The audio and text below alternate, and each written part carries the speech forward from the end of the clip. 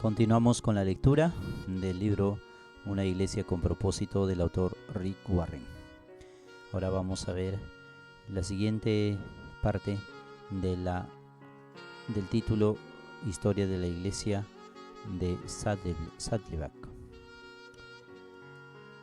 La historia se encuentra detrás de los métodos.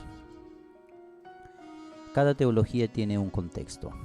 No se puede comprender la teología de Lutero si no se comprende su vida y la manera soberana en la que Dios estaba obrando en el mundo en aquel momento. De manera similar, no se puede apreciar cabalmente la teología de Calvino sin comprender las circunstancias en las cuales él forjó sus creencias. De la misma manera, cada metodología tiene una historia detrás de sí. Muchas personas miran a las llamadas mega iglesias y suponen que siempre han sido grandes. Se olvidan de que toda la iglesia grande comenzó siendo pequeña. Y ninguna iglesia se hace grande sin luchar a través de años de problemas, retrocesos y fracasos. Por ejemplo, Saddleback se reunió durante 15 años antes de poder construir nuestro primer edificio. Este solo factor nos ayudó a darle forma a nuestra estrategia de alcanzar, retener y hacer crecer a los creyentes en Cristo. Mantuvo nuestra atención en la gente y creó una cultura en la iglesia muy abierta al cambio.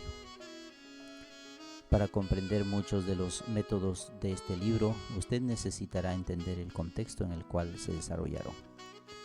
De otra manera, podría haberse tentado a copiar cosas que hicimos sin considerar el contexto. Por favor, no lo haga. En cambio, fíjese en lo que está detrás de los métodos para ver los principios transferibles sobre los cuales están basados. Identificaré los principios, pero primeramente deberá conocer un poco acerca de la historia de Saddleback. Muy poco del ministerio de Saddleback se planeó de antemano. Yo no tenía ninguna estrategia a largo plazo cuando comencé la iglesia. Simplemente sabía que Dios me había llamado a plantar una nueva iglesia identificada sobre los propósitos del Nuevo Testamento. Y tenía un paquete de ideas que deseaba poner a prueba. Cada innovación que desarrollamos fue simplemente una respuesta a las circunstancias en las cuales nos encontrábamos. Yo no las planeé de antemano. La mayoría de las personas piensa en la visión como la habilidad de ver el futuro, pero en el mundo actual que cambia tan rápidamente, la visión también es la habilidad de evaluar adecuadamente los cambios corrientes y sacar ventaja de ellos. Tener visión es estar alertas a las oportunidades. Como Saddleback es una iglesia joven y yo soy el pastor que la fundó, hemos tenido la posibilidad de experimentar con muchas más ideas que la iglesia promedio, principalmente debido al hecho que no teníamos décadas de tradición con las cuales luchar. Sin embargo, tuvimos muchos otros problemas que las iglesias más antiguas no tienen. En los primeros años no teníamos nada que perder, por lo tanto probamos toda clase de ideas. Algunas de ellas fueron fracasos espectaculares, y me gustaría decir que todos nuestros éxitos tuvieron lugar exactamente en la forma en que los habíamos planeado. Pero esto no sería verdad. No soy tan listo. La mayoría de nuestros éxitos han sido el resultado del método de prueba y error, y algunos de nuestros descubrimientos fueron puramente accidentales. Una de mis películas preferidas es Los cazadores del arca perdida.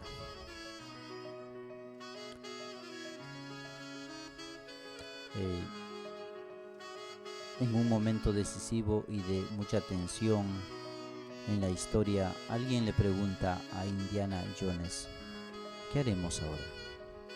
A lo cual Jones responde, ¿cómo habría de saberlo? Estoy armando el plan a medida que avanzamos. Yo me he sentido de esa manera muchas veces siendo pastor en Saddleback. Probábamos algo y si daba resultado, presumíamos que lo habíamos planeado con anticipación. Una vez Mark Twain dijo secamente: conocí a un hombre que asió a un gato por la cola y aprendió un 40% más acerca de los gatos que el hombre que no lo hizo. Nosotros hemos estado haciendo al gato por la cola desde el comienzo de la iglesia de Saddleback y tenemos los cortes y las cicatrices para probarlo. Lo cierto es que hemos intentado más cosas que no dieron resultado en Saddleback que las que lo hicieron. Nunca hemos tenido temor al fracaso. Simplemente llamamos a todas las cosas un experimento. Podría llenar otro libro con las historias de nuestros fracasos y lo llamaría 1000 maneras para que una iglesia no crezca. Mi búsqueda de principios. Este es el siguiente título de la parte, la historia de Saddleback. Mi búsqueda de principios. En 1974 estuve sirviendo como misionero estudiante en Japón. Vivía con un matrimonio misionero bautista del sur, en su hogar en Nagasaki. Un día, mientras me encontraba hurgando en la biblioteca del misionero, tomé una vieja copia de His, una revista cristiana para estudiantes publicada por InterVarsity Christian Fellowship. Mientras la hojeaba, el cuadro de un fascinante anciano con una barba de chivo y ojos centelleantes atrajo mi atención. El subtítulo del artículo decía algo así: ¿por qué este hombre es peligroso? Mientras me encontraba sentado leyendo el artículo acerca de Donald McGavran, no tenía idea de que causaría un dramático impacto en la dirección de mi ministerio, tanto como lo había hecho mi encuentro con Criswell. El artículo describía cómo McGavran, un misionero nacido en la India, había dedicado su ministerio a estudiar qué hace crecer a las iglesias. Sus años de investigación finalmente lo llevaron a escribir The Riches of God en 1955 y una docena de libros más acerca de iglesias en crecimiento que hoy en día se consideran como clásicos. Así como Dios utilizó a Criswell para aclararme que la misión de mi vida era el pastorado, en lugar del ministerio en general, Dios utilizó los escritos de McGavran para aguzar la visión que yo tenía de pastorear una iglesia ya establecida a plantar la iglesia que pastorearía. Como declara Pablo en Romanos 15:20, siempre había sido mi ambición predicar el Evangelio, no donde Cristo ya hubiese sido nombrado, para no edificar sobre fundamento ajeno. McGavran desafió brillantemente la sabiduría convencional de sus días con respecto a qué hace crecer a una iglesia. Con una base bíblica y una lógica simple pero apasionada, McGavran señaló que Dios desea que su iglesia crezca. Él desea que sus ovejas perdidas sean halladas. Los puntos planteados por McGavran me parecieron especialmente pertinentes al observar el crecimiento dolorosamente lento de las iglesias en Japón. Hice una lista de 8 preguntas para las cuales deseaba encontrar una respuesta. ¿Cuántas de las cosas que hacen las iglesias son realmente bíblicas? ¿Cuántas de las cosas que hacemos son simplemente cosas con origen cultural? ¿Por qué algunas iglesias crecen y otros mueren en la vida? ¿Qué hace que una iglesia en crecimiento deje de crecer, se estanque y luego decaiga? ¿Existen factores comunes que se encuentran en todas las iglesias que crecen? ¿Existen principios que puedan dar resultado en todas las culturas? ¿Cuáles son las barreras para el crecimiento? ¿Cuáles son los mitos convencionales acerca del crecimiento de las iglesias que ya no son ciertos o que nunca lo fueron? El día que leí el artículo de McGavran, sentí que Dios me estaba dirigiendo a invertir el resto de mi vida en descubrir los principios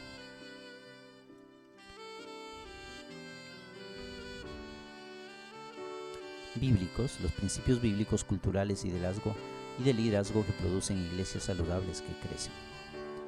Fue el comienzo de un estudio que durará toda la vida.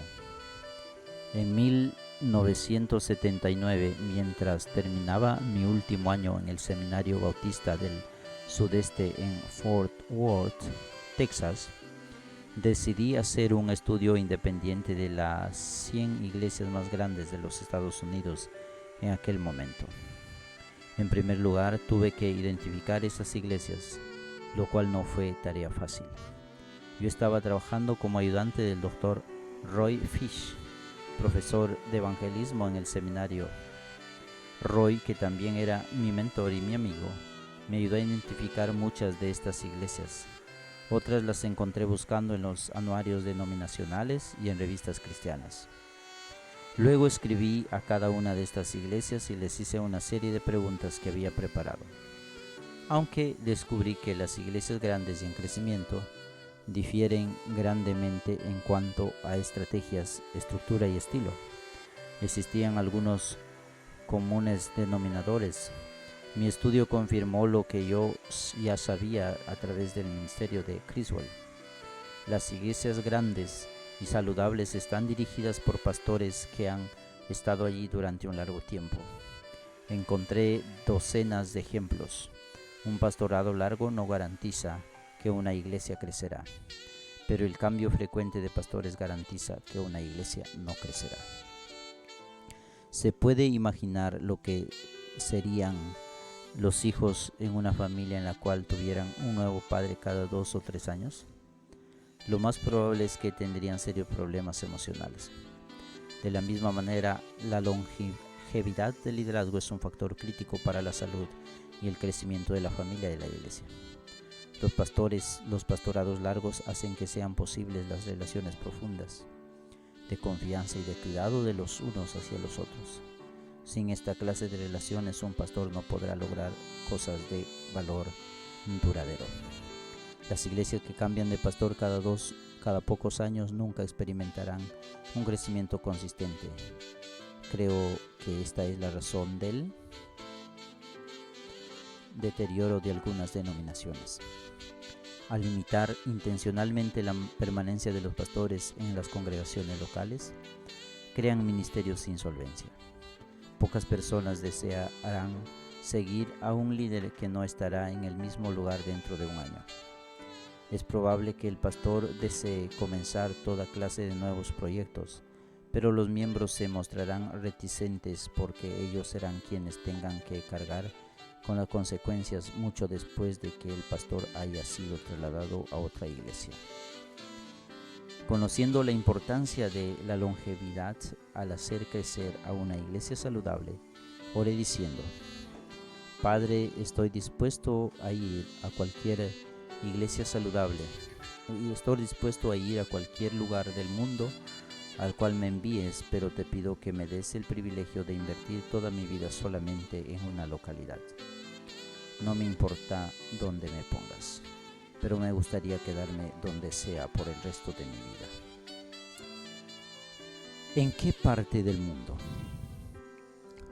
Siguiente título de esta primera parte: Historia de la iglesia de Saddleback.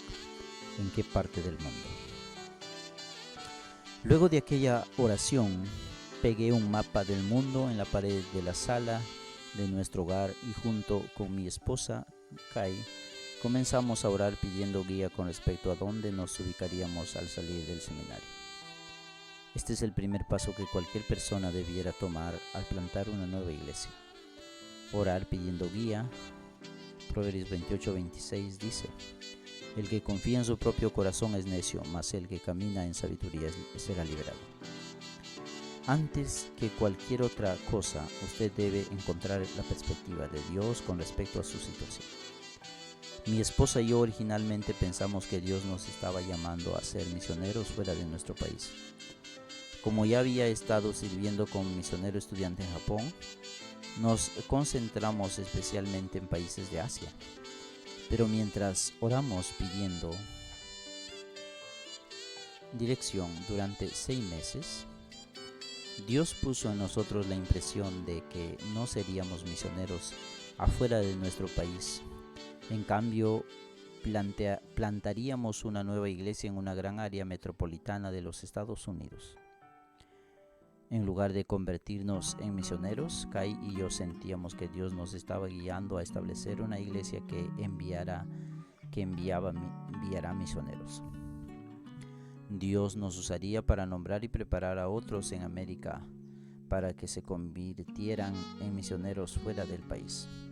Esto fue una desilusión para mí. Pero mirando hacia atrás, ahora puedo ver la sabiduría del plan de Dios. La iglesia de Saddleback ha hecho un impacto mayor a través de los muchos misioneros que hemos enviado que si yo me hubiera ido. Creo que la salud o la fuerza de una iglesia se mide por la cantidad de personas que envía y no por la cantidad de personas que acomoda. Las iglesias se encuentran en la tarea de enviar. Una de las preguntas que debemos hacernos al evaluar la salud de una iglesia es la siguiente: ¿cuánta gente se está movilizando para cumplir con la Gran Comisión? Esta convicción, la cual ha sostenido desde el comienzo de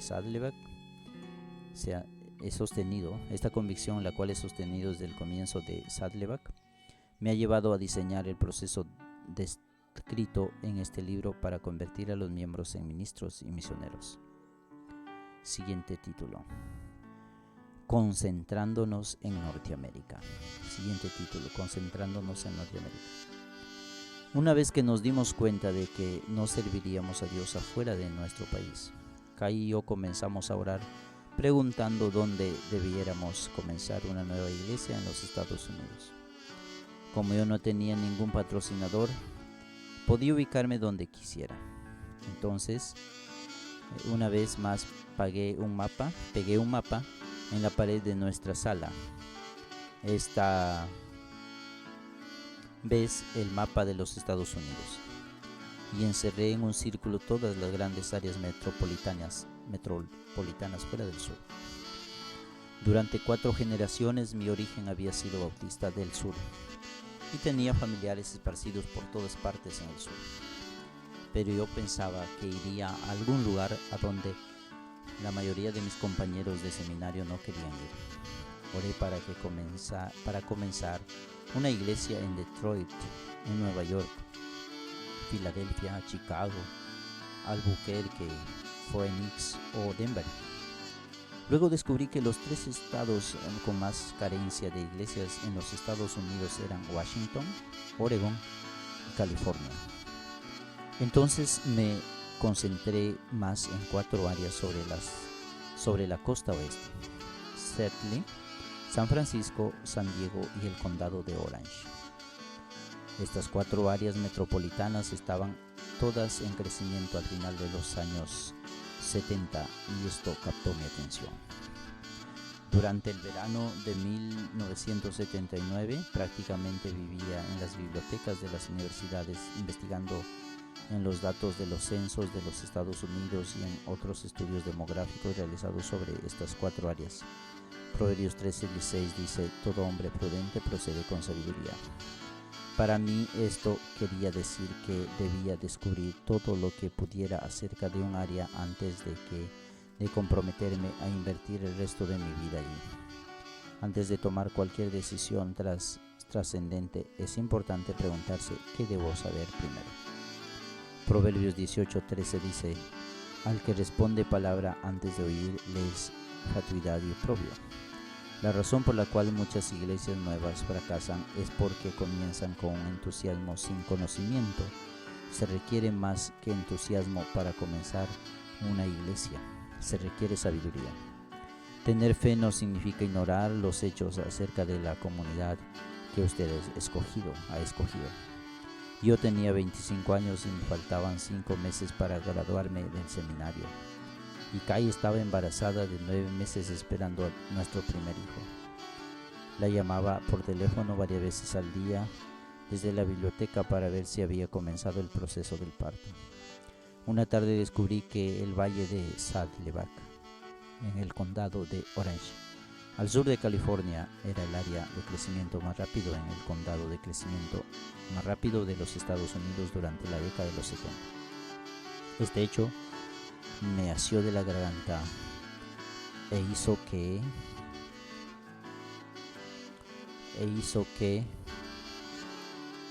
mi corazón comenzara a latir rápidamente.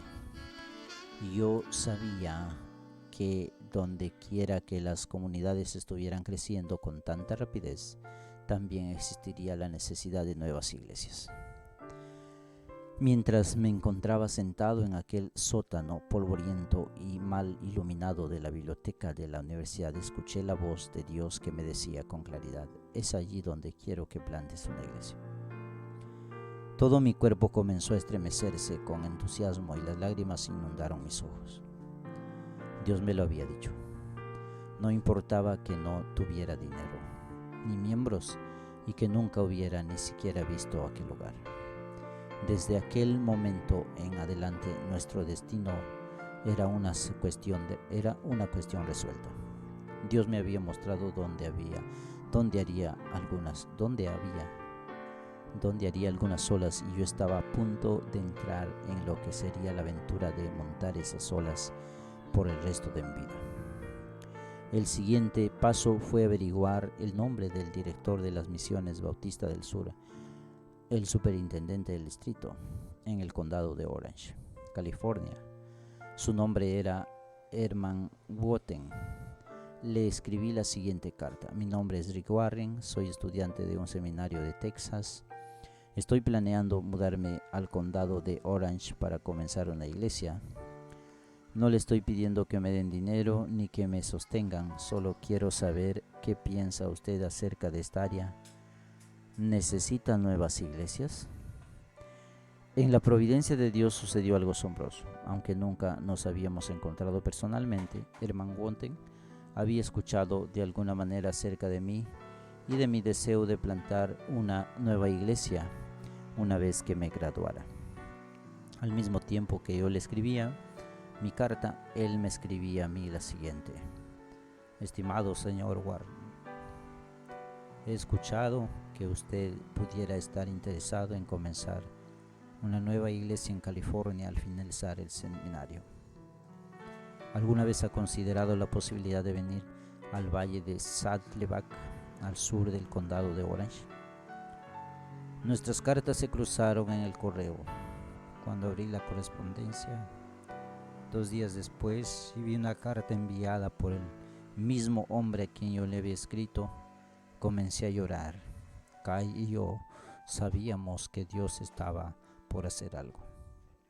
2 meses más tarde, en octubre, volé al condado de Orange y me quedé 10 días mirando el lugar por primera vez. Durante el día hablaba con todas las personas que podía. Consulté a corredores de bienes raíces, a la gente de la Cámara de Comercio, a los banqueros, a los oficiales, planificadores del condado, a los residentes y a otros pastores en el área. Tomé copiosas notas de todo lo que aprendí. Estaba reclamando la promesa de Proverbios 20:18 que dice: los pensamientos con el consejo se ordenan y con dirección sabia se hace la guerra. Por las noches me enfrascaba en la observación y lectura de mapas y folletos, desparramándolos en el piso de la sala del Dr. Fred Fisher, un profesor jubilado del seminario Golden Gate, que me había invitado a quedarme en su casa en la parte norte del condado de Orange. Mientras estudiaba los materiales que había recolectado, memoricé los nombres de todas las calles importantes del valle, en el valle de Saddleback. Luego de una semana le pedí a Kai que viniera para ver el área por primera vez, siempre confiado en el discernimiento espiritual de mi esposa para confirmar aquello a lo que Dios me está guiando en mi vida. Siempre he confiado en el discernimiento espiritual de mi esposa para confirmar aquello a lo que Dios me está guiando en mi vida. Si Kai hubiera sentido cualquier clase de reticencia con respecto a mudarnos, yo lo hubiera tomado como una luz de advertencia de parte de Dios. Felizmente la respuesta de Kai fue la siguiente: estoy muerta de miedo, pero creo que Creo que esta es la voluntad de Dios y creo en ti. Pongamos manos a la obra. Como Pablo dijo en Romanos 8:31, si Dios es por nosotros, ¿quién contra nosotros? Subimos a la colina más alta que pudimos encontrar y mirando hacia el valle de Saddleback, lleno de miles de hogares, nos comprometimos a invertir nuestras vidas en la construcción de la iglesia de la comunidad del valle de Saddleback. Teníamos Saddleback, California, allá vamos. Siguiente título, California, allá vamos. Aquel diciembre me gradué en el seminario en los últimos días de 1979. Kai y yo empacamos las pocas cosas que teníamos, las pusimos en un camión, Aul, y nos mudamos de Texas al sur de California. Nuestros muebles habían pasado de una pareja de recién casados a otra. Nosotros éramos la quinta pareja que los poseía. Era un conjunto de cosas bastante patéticas a la vista, pero era todo lo que teníamos. Cuando empacábamos, parecía inverosímil que esta pobre y joven pareja se estuviera trasladando a una de las comunidades más ricas de Norteamérica. Llegamos a California llenos de esperanza. Teníamos una nueva década ante nosotros, un nuevo ministerio, un bebé de 4 meses y la promesa de Dios que iba a bendecirnos. Pero al mismo tiempo llegamos sin dinero, sin ninguna iglesia edificada, sin miembros y sin hogar. No conocíamos a una sola persona de los habitantes del valle de Saddleback. Fue el paso de fe más grande que jamás habíamos dado hasta ese momento. Llegamos al condado de Orange una tarde de viernes, justo a tiempo para encontrarnos atrapados en un infame embotellamiento de tránsito del sur de California. Nunca había entendido por qué dicen en California que a la hora de más apuro el tránsito es más lento. Avanzamos por la carretera al paso de una tortuga, hambrientos y cansados, con un bebé. Hambrientos y cansados y con un bebé que lloraba.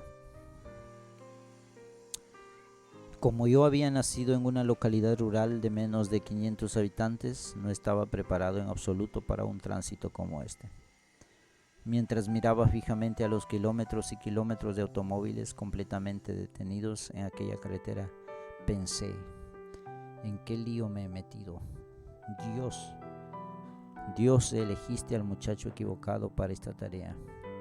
Creo que he cometido un gran error.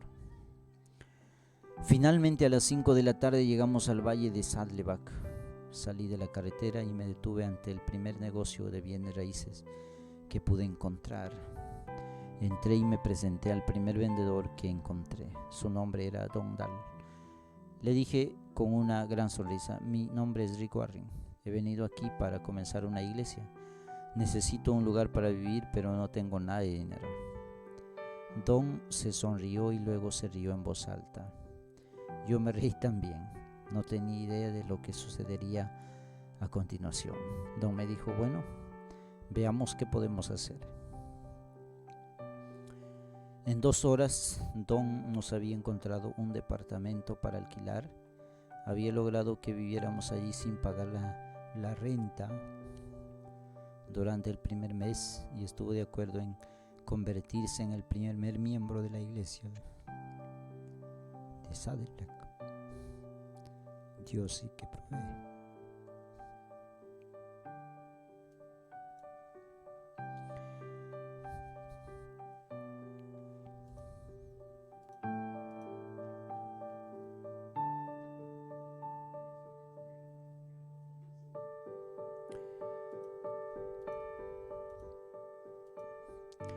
Mientras conducíamos hacia el condominio, le pregunté a Don si asistía a alguna iglesia. Me respondió que no, a lo que yo contesté, grandioso, eres mi primer miembro. Y eso fue exactamente lo que sucedió. Comencé la iglesia de Saddleback con la familia de aquel vendedor de bienes raíces y la mía. 2 semanas más tarde celebramos nuestro primer estudio bíblico en nuestro departamento, contando con la presencia de 7 personas. Una vez que nos movimos en fe, fue maravilloso ver cómo comenzaba a materializarse el apoyo financiero que necesitábamos. El pastor John Jackson guió a la iglesia bautista Crescente de Anaheim, California, para que se convirtiera en nuestra iglesia patrocinadora oficial y proveyera $600 mensuales de apoyo financiero. Luego la primera iglesia bautista de Lufkin, Texas, y la primera iglesia bautista de Norwalk, California, se comprometieron a aportar $200 mensuales para nuestra congregación en ciernes. Una mañana recibí un llamado telefónico de un hombre que jamás había conocido, pero se ofreció a pagar nuestra renta durante 2 meses. Dijo que había oído acerca de una nueva iglesia y quería ayudar. En otra oportunidad, con una cuenta bancaria casi vacía, Kai y yo salimos a recorrer ventas de garage para comprar equipo para la escuela dominical que utilizaríamos en nuestro primer culto. Encontramos lo que necesitábamos e hicimos nuestro cheque, sabiendo que estábamos gastando el último dinero que teníamos para comida. Cuando llegamos a casa, abrí el buzón del correo y encontré un cheque proveniente de una mujer de Texas que me había escuchado hablar una vez y que de alguna manera nos habíamos seguido el rastro hasta California.